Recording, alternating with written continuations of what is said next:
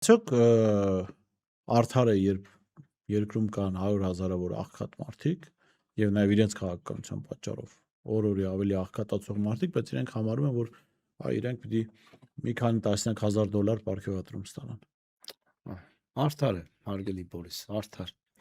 Արդար են առումով, որ եթե Նիկոլ Փաշինյանին ու իր խմբակին վստահվում է իշխանություն, ինչ որ X թվով մարդկանց կողմից, ապա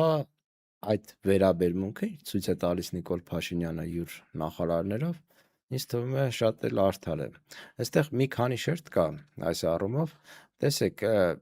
երբ իրենց հարցնում են, թե ինչու նման քանակի պարգևավճարներ, երբ աղքատությունը բարձր մակարդակի է, գործազրկությունը բարձր մակարդակի է, ծայրահեղ աղքատությունը բարձր մակարդակի վրա, իրենք ասում են, թե Նիկոլ Փաշինյանը կարծեմ, որ մասնավոր ոլորտում գործում են, աշխատում են որակյալ կադրեր, որոնք չեն ուզում գան պետական համակարգում աշխատեն, որովհետև այստեղ աշխատավարձերը ցածր են